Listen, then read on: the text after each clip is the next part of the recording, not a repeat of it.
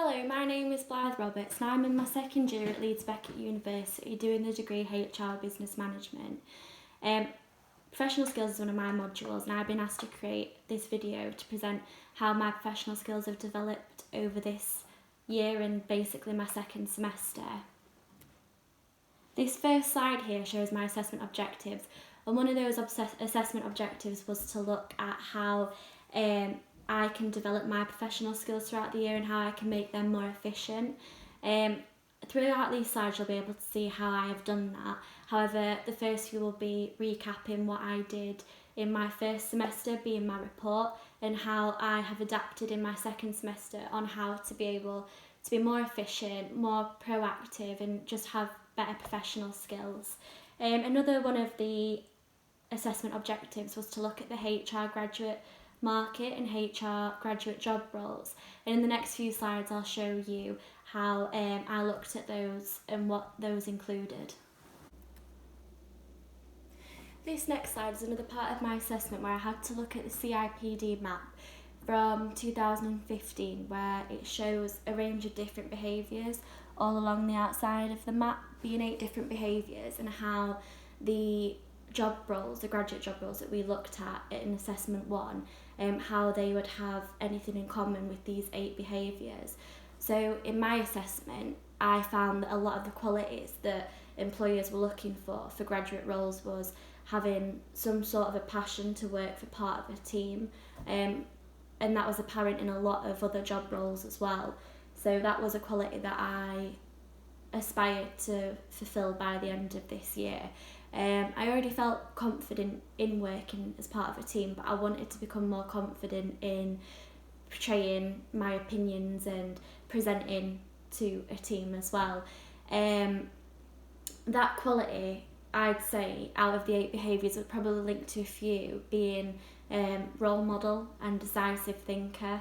And also, whilst looking at the 8 behaviours, excuse me, the band 1 was what HR graduates would be once they have graduated university, so that was the band that we kept linking to throughout the assessment. This next slide shows the self-assessment part of the assessment which I had to do in semester 1. There were 3 types of self-assessments which we'd have to do, one being the one that I would score myself numbers for what quality I would be looking at. So for example, if it was communication, I would have to give myself a score out of 10 for what I believed the stage I was at, so then I could then compare it now in the second semester to where I would be. Another one was the computer self-assessments, where a computer would generate the result which I would get rather than me seeing the score that I would give myself. So for example, Myers-Briggs was one of the computerised self-assessments where my result, as you can see on this slide, I got protagonist, and one of those qualities would be being a good communicator, and I still believe that I got a similar result for that in the second semester, which I was happy with because that was one of my qualities which I believe I thrived in the first semester. There was obviously ones which I could have worked at, but being a protagonist in Myers-Briggs' theory was that leadership and communication was your qualities which you would attain to.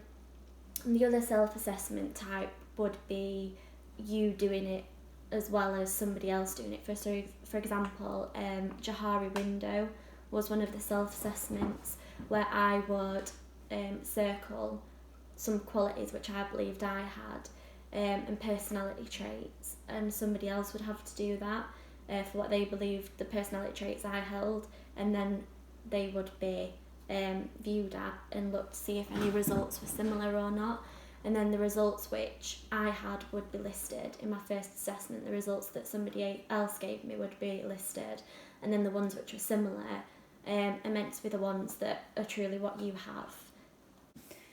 This next slide is one of the main bits of this presentation where it shows the results which I gave myself and cited in my first assessment for professional skills. It also has the theories and the self-assessments which I mentioned beforehand, being Myers-Briggs, as you can see.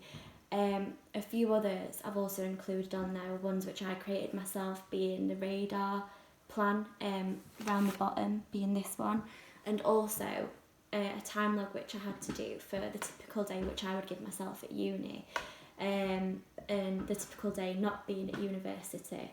It had a range of different activities which I'd do, but the majority which I could see from my first semester was that I spent a lot of my time socialising, whereas I could have been putting that more into work and studying. So I wanted that to be one of the qualities that I had in myself that I would work on in this semester. And I do believe that I have, you can see from later slides what I've done to try and put more time into my studying rather than socialising. Because from the results that you can see as well on this slide, I spend a lot of time worrying about time management. My stress score, which I gave myself, was a medium, and I definitely wanted that to decrease by this semester. Obviously, due to the environment that we're in at the minute, I don't really think that my stress score has gone down, but I do believe the actions that I've taken for my stress to go down in areas such as time management, organising, definitely have worked, as you can see from the later slides.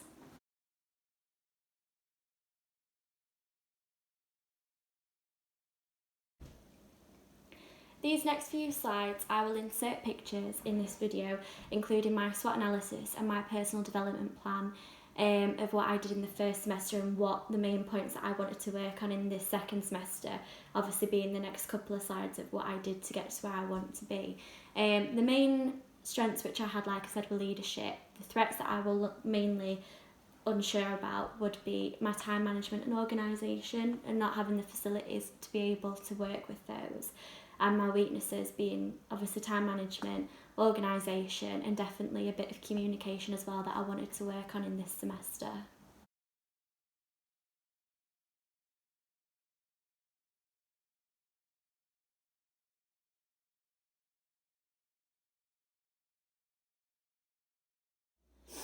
This slide here shows CPD record in which I completed over this year to help me plan to how to get my qualities better to where I want to be at the end of this semester. It just shows from start to finish of what I was able to complete, obviously, in the environment that we're in at the minute. I wanted to be able to do a lot more, such as visiting tribunals, but obviously that's not what could have happened. So I just took into account what the facilities that I had at home and what I could do to help, and also stuff that I'd done before the pandemic came. This slide here is just moving into Leeds at the beginning of the year. I believe that this was quite a big deal for me. It helped with my independence and confidence, and also helped towards part of the PDP where I wanted to be able to communicate a bit better, just with social skills and stuff like that. This second bit here is one bit that I really tried to focus on, being organising. As you can see from the photos, I was able to colour coordinate my books in this semester, whereas I had folders last semester and I felt like it was quite confusing to look at, not appealing to want to look back on my work from, and it was just a lot easier to revise and find where I wanted to be for the assessments and stuff like that. This next slide here shows time planning. Obviously with the facilities that I had, I was able to use time planning on the notes on my phone, just because it was always in my hand or always in my pocket, and I could look back on what I needed to do throughout the day. And as you can see from the photo on here as well, there is also a whiteboard time plan that I would try and work to every week, just for revising for assessments or needing to look back on anything, or when I actually got round to starting my assessments, what I would do each day of the week. This slide here is, I think, one of the most important objectives which we met in this semester. It was our assessment centre. My group worked for Sky, and we were candidates and assessors. So we were the assessors for our Sky business, and we would interview the candidates. I think they were for Virgin possibly. It was great because we were obviously forced to be professional. As you can see from the photos, we had to wear professional clothes. Body language definitely had to be held a certain way to look professional. And I definitely think the assessment centre overall helped with communication, confidence, definitely leadership again. But I also think it helped with time management, as we had to have deadlines which we would have to meet. So we'd have to hand in the assessment pack, and then obviously I think we were only given about 20 minutes for the whole assessment centre when we were being the assessors rather than the candidates. But it did help with interviewing skills as well, because like I said, we were forced to be candidates for the other team. These next slides show an updated personal development plan from my semester 2, updated SWOT analysis, and also theories used in this assessment.